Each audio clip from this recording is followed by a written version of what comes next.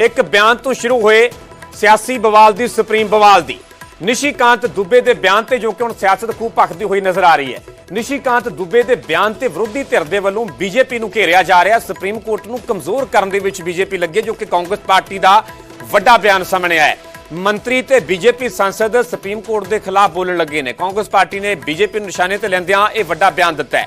Supreme court नूं धमकाया जा रहा है। बीजेपी निशिकांत दुबे ते की एक्शन लवेगी, कांग्रेस पार्टी के वल्लों बीजेपी नूं यह भी सवाल किया गया है। बीजेपी अज सुप्रीम कोर्ट के खिलाफ तक जाण नूं तैयार है। आम आदमी पार्टी ने वड्डा बयान दिता है। बीजेपी ने देश दीआं संविधानक सारियां संविधानक संस्थावां ढह ढेरी कीतियां ने, जो कि आम आदमी पार्टी के वल्लों बीजेपी ते निशाना साधिया गया। तो एक बयान नूं लैके हुण जो कि सियासी बवाल सुप्रीम बवाल हुंदा होया नजर आ रहा। दरअसल निशिकांत दुबे के बयान ते सियासत पखी है। निशिकांत दुबे के बयान ते विरोधी धिरां दे वल्लों बीजेपी नूं घेरिया जा रहा। कांग्रेस पार्टी का कहना है कि सुप्रीम कोर्ट नूं कमजोर करन दे विच बीजेपी लगी हुई है। मंत्री ते बीजेपी सांसद सुप्रीम कोर्ट के खिलाफ बोलण लगे ने। तो उत्थे आम आदमी पार्टी के बीजेपी निशाने ते लिया गया। आपका कहना है कि बीजेपी अज सुप्रीम कोर्ट के खिलाफ तक जाण नूं तैयार है। बीजेपी ने देश दीआं संविधानक संस्थावां नूं ढह ढेरी कीता है।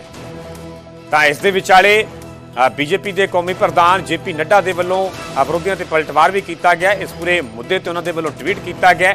उन्होंने लिखा है कि भाजपा सांसद निशिकांत दुबे और दिनेश शर्मा के वल्लों न्यायपालिका और देश के चीफ जस्टिस बारे दिते गए बयानों के नाल भाजपा का कोई भी लेना देना नहीं है। ये उन्हों का निजी बयान है, पर भाजपा ना तो अजिहे बयानों के नाल सहमत है और ना ही कदे अजिहे बयानों का समर्थन करती है। भाजपा इन्हां बयानों को पूरी तरह के नाल रद्द करती है। भारतीय जनता पार्टी ने हमेशा न्यायपालिका का सत्कार किया ते इसके आदेशों और सुझावों को खुशी के नाल स्वीकार किया है, क्योंकि एक पार्टी के रूप दे विच साडा मनना है कि सुप्रीम कोर्ट समेत देश दीआं सारियां अदालतां साडे लोकतंत्र का अनिखड़वां अंग हन अते संविधान की सुरक्षा का मजबूत थंम हन।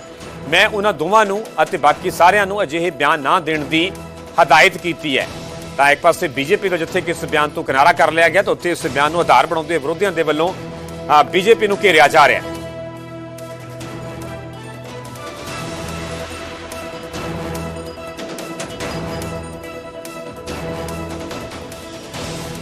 इस देश में धार्मिक युद्ध भड़काने के लिए केवल और केवल सुप्रीम कोर्ट जिम्मेवार है।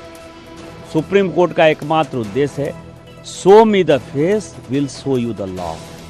सुप्रीम कोर्ट अपनी सीमा से बाहर जा रहा है। सुप्रीम कोर्ट की सीमा यह है कि भारत का संविधान जिस कानून को बनाया उस कानून की उसको व्याख्या करनी है, और यदि वो व्याख्या नहीं कर सकती है और सब कुछ के लिए सुप्रीम कोर्ट जाना है, इस संसद का कोई मतलब नहीं है, विधानसभा का कोई मतलब नहीं है, उसको बंद कर देना चाहिए। दंगे कौन कराता है, कौन नहीं कराता, वक्फ सुप्रीम की आप बात करते हो। आपने कैसा कानून बना दिया कि राजा वड़िंग अगर अपनी जायदाद किसी को दान देना चाहता है तो पहले लाइसेंस लेना होगा बीजेपी से कि मैंने किसको देना है या नहीं देना है। तो जिस प्रकार से आपका व्यवहार है, मैंने कहा था मैं हिंदू भी उतना ही हूं जितना सिख हूं। जिस तरीके से आपका व्यवहार है कि 240 में से एक भी एमपी मुस्लिम नहीं है, और जिस प्रकार से देश के हालात हैं, तो ऐसा लगता है कि आप मिनॉरिटीज की आवाज दबाना चाहते हो। कहीं उनको राहत मिली है तो फिर भी आपके पेट में दर्द है। आप अब सुप्रीम कोर्ट को धमकाना शुरू कर दिया कि ठीक नहीं होगा। एक आम साधारण व्यक्ति चीफ सुप्रीम कोर्ट के ऊपर जब सवालिया चिन्ह लगाएगा तो उसको पता होगा मैं किसके ऊपर सवालिया चिन्ह लगा रहा हूं। ये बीजेपी द्वारा कहलाया हुआ बयान है। ये संविधान पर भारतीय जनता पार्टी और संघ का जो लगातार हमला होता है, ये उसका एक जीता जागता ज्वलंत उदाहरण है। सिर्फ किनारा कर लेने से काम नहीं चलेगा। प्रधानमंत्री की मौन स्वीकृति के बगैर न धनखड़ साहब ने जो कहा वो कह सकते थे, न निशिकांत दुबे ने जो कहा वो कह सकते थे। अगर भारतीय जनता पार्टी गंभीर है इस विषय को लेकर, तो हमें ये बताएं, क्या निशिकांत दुबे को कारण बताओ नोटिस भारतीय जनता पार्टी दे रही है? क्या एक्शन लिया जा रहा है? और अगर आप एक्शन नहीं ले रहे तो प्रधानमंत्री आपकी स्वीकृति के बगैर, एक सांसद छोड़िए, भारतीय जनता पार्टी का एक कार्यकर्ता मुंह खोल ही नहीं सकता। और अगर आपकी स्वीकृति के बगैर बोल रहे हैं तो आपकी पकड़ अब पार्टी और सरकार पे खत्म हो गई। अगर लड़ाई झगड़े और गुंडागर्दी से देश के फैसले हो सकते तो अयोध्या का फैसला कई साल पहले हो गया होता। अयोध्या का फैसला भी तभी हुआ और तभी सबने माना क्योंकि देश की सबसे बड़ी अदालत सुप्रीम कोर्ट ने अयोध्या पर फैसला सुनाया और सब लोगों ने माना। जिसे नहीं पसंद था उन्होंने भी माना, मुसलमानों तक ने माना। तो निशिकांत दुबे जो बात कर रहे हैं वो ये दिखा रहे हैं कि देश का मुसलमान तो सुप्रीम कोर्ट की बात तब भी मानने के लिए तैयार है जब अयोध्या का फैसला उसके खिलाफ आ गया। मगर निशिकांत दुबे जैसे लोग जो भारतीय जनता पार्टी की विचारधारा को यहां पर प्रमाणित करते हैं, वो लोग आज सुप्रीम कोर्ट तक के खिलाफ जाने के लिए तैयार हैं क्योंकि ये लोग अराजक लोग हैं। इन लोगों की आस्था न संविधान में है न सुप्रीम कोर्ट में है। इन्होंने देश की तमाम संस्थाएं, चाहे वो सीएजी हो, चाहे वो सीबीआई हो, चाहे वो ईडी हो, चाहे वो रिजर्व बैंक ऑफ इंडिया हो, चाहे वो इनकम टैक्स डिपार्टमेंट हो, सारी संस्थाएं ध्वस्त कर दी। सब में इन्होंने अपने यस मैन बिठा दिए। सुप्रीम कोर्ट में अभी नहीं हो पाया है, इसलिए परेशान है। मतलब मुझे लगता है जो दुबे जी हमारे संसद के सदस्य है, उन्होंने सुप्रीम कोर्ट के बारे में जो भी बयान दिया है, जेपी नड्डा साहब भारतीय जनता पार्टी के अध्यक्ष है और उन्होंने मतलब उसको रिफ्यूज किया है कि भाई ये भूमिका बीजेपी की नहीं है और सुप्रीम कोर्ट का हम आदर करते हैं। सुप्रीम कोर्ट संविधान के माध्यम से उच्च स्थान पर है, लेकिन सुप्रीम कोर्ट से हमारी भूमिका हमेशा रही है कि माननीय बाबा साहब अम्बेडकर जी ने संविधान में जो अधिकार दिए हैं उसमें सुप्रीम कोर्ट से पार्लियामेंट सुप्रीम है, कानून बनाने का अधिकार पार्लियामेंट को है। तो दुबे जी ने जो स्टेटमेंट दिया है उससे मैं सहमत नहीं हूँ, लेकिन जेपी नड्डा साहब ने जो भी भूमिका रखी है उसका मैं समर्थन करता हूँ। का मतलब हम कुछ भी बोल सकते हो, ये बंद होना चाहिए कि न्यायपालिका के ऊपर आक्रमण है, चीफ जस्टिस के ऊपर आक्रमण है, इसके ऊपर कार्रवाई होना चाहिए। इफ नॉट बाकी लोग जो भी है हर दिन कुछ ना कुछ बोलेंगे और ये जो मेरा नेता राहुल गांधी जी बोल रहा है हर दिन हर वक्त, संविधान खतरे में है, संविधान के ऊपर आक्रमण है। ਤਾਂ ਬੀਜੇਪੀ ਲੀਡਰ ਨਿਸ਼ੀਕਾਂਤ ਦੁਬੇ ਦੇ ਬਿਆਨ ਨੂੰ ਲੈ ਕੇ ਸਿਆਸਤ ਖੂਬ ਭਖਦੀ ਹੋਈ ਨਜ਼ਰ ਆ ਰਹੀ ਹੈ, ਜਿੱਥੇ ਕਿ ਵਿਰੋਧੀਆਂ ਦੇ ਵੱਲੋਂ ਸਿੱਧੇ ਤੌਰ ਤੇ ਬੀਜੇਪੀ ਨੂੰ ਘੇਰਿਆ ਜਾ ਰਿਹਾ। ਹਾਲਾਂਕਿ ਬੀਜੇਪੀ ਦੇ ਉਸ ਬਿਆਨ ਤੋਂ ਕਿਨਾਰਾ ਕਰ ਲਿਆ ਗਿਆ। ਬੀਜੇਪੀ ਦੇ ਕੌਮੀ ਪ੍ਰਧਾਨ ਜੇਪੀ ਨੱਡਾ ਦਾ ਬਿਆਨ ਸਾਹਮਣੇ ਆਇਆ। ਉਹਨਾਂ ਦਾ ਕਹਿਣਾ ਹੈ ਕਿ ਨਿਸ਼ੀਕਾਂਤ ਦੁਬੇ ਦੇ ਬਿਆਨ ਦੇ ਨਾਲ ਪਾਰਟੀ ਦਾ ਕੋਈ ਵਾਸਤਾ ਨਹੀਂ ਹੈ, ਇਹ ਨਿਸ਼ੀਕਾਂਤ ਦਾ ਨਿੱਜੀ ਬਿਆਨ ਹੈ।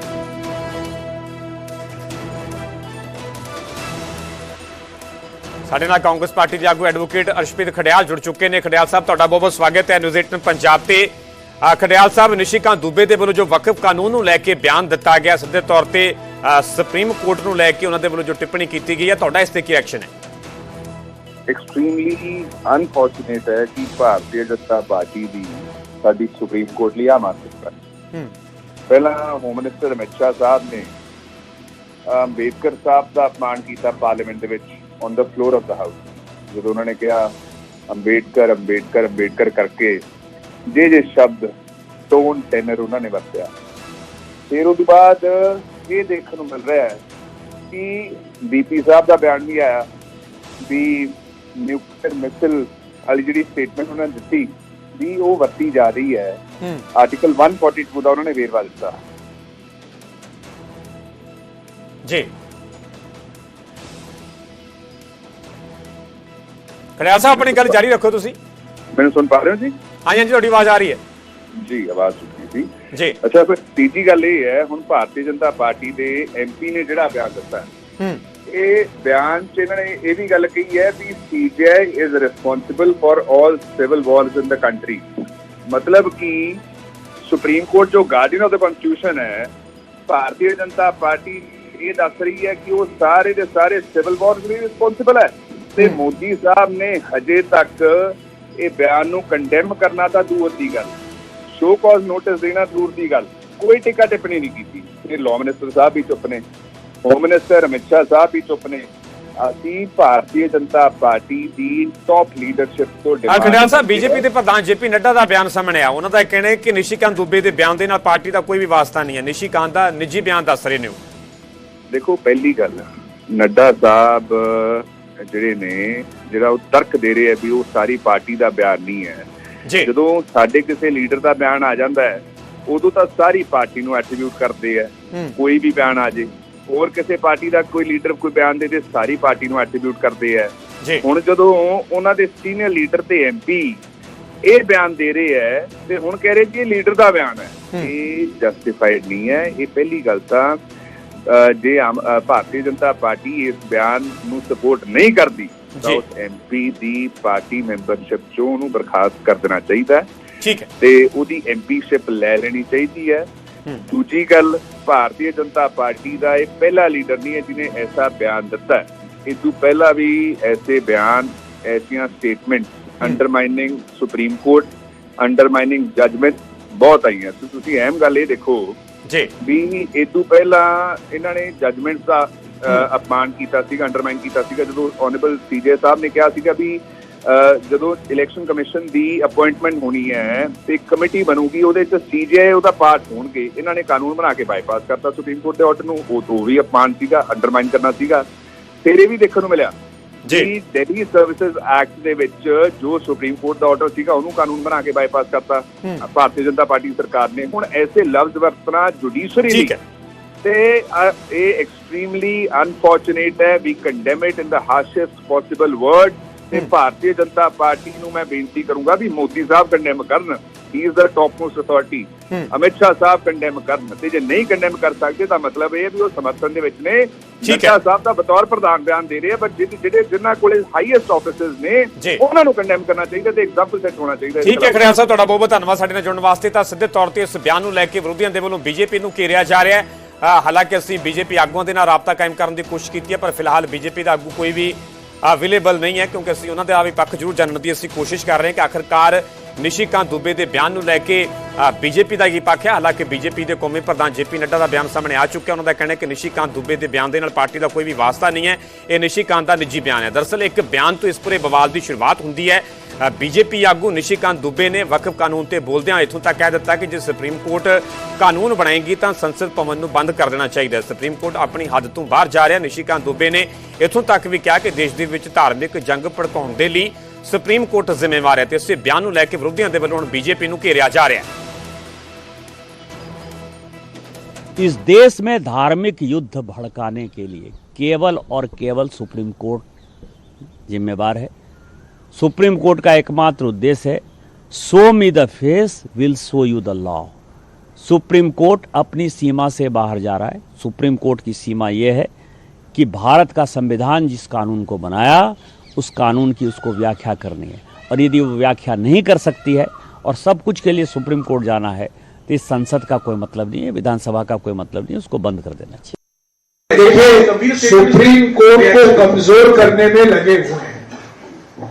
सुप्रीम कोर्ट के जो अधिकार हैं, संविधान जो अधिकार देता है सुप्रीम कोर्ट को, उसको काटने में, उसको कमजोर करने में लगे हुए हैं। संवैधानिक पदाधिकारी भी सुप्रीम कोर्ट के खिलाफ बोल रहे हैं, मंत्री भी सुप्रीम कोर्ट के खिलाफ बोल रहे हैं, सांसद भी, BJP के सांसद भी अभी सुप्रीम कोर्ट के खिलाफ बोलने में लगे हुए। पर यह बिल्कुल साफ है कि एक जानबूझकर अलग अलग आवाजें आ रही हैं और सुप्रीम कोर्ट को निशाना बनाया